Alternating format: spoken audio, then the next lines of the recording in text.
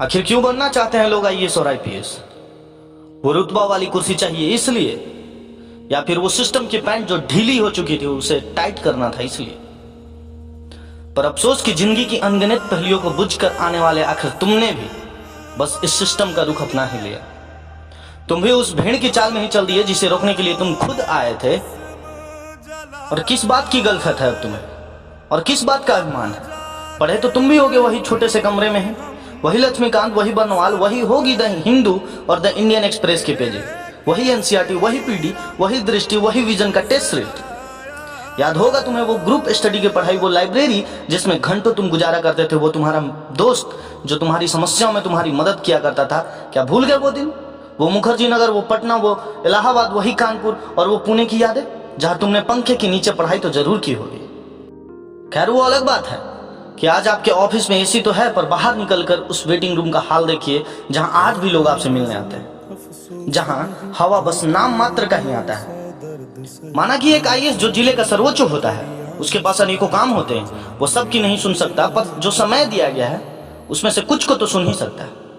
एक आईएएस की घेराबंदी और उसके ऑफिस में घुसने से ऐसे मना किया जाता है मानो कि नरक से स्वर्ग में घुस रहे हो। साहब आप सिविल सर्वेंट हैं, समाज के नौकर अर्थात हमारा नौकर। और किस बात का गुमान है आपको, और क्यों बोर्ड में आपने मिलने का समय लिखवाया है और खुद मिल नहीं सकते?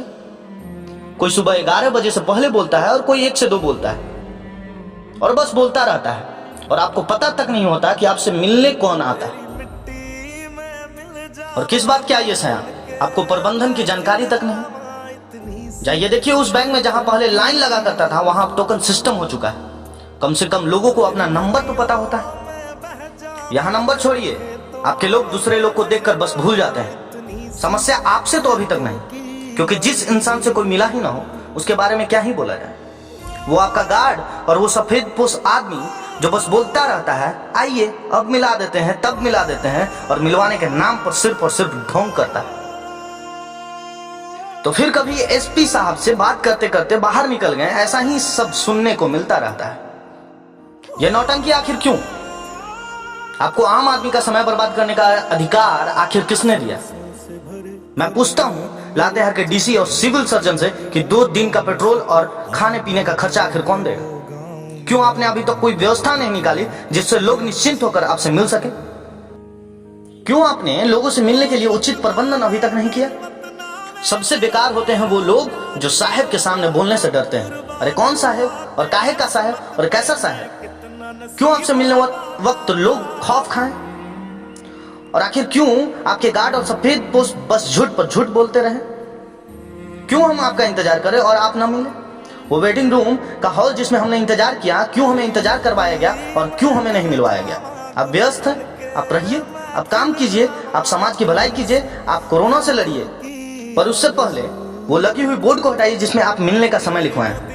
और एक और बात, वो गार्ड जो सिर्फ झूठ पर झूठ बोलता है और वो सफेद पोश आदमी जो बस नींद में ही रहता है, उसे कुछ समझाइए, या फिर उसे अधिकार दीजिए कि कम से कम लोगों के बारे में आप तक जानकारी तो दे दे।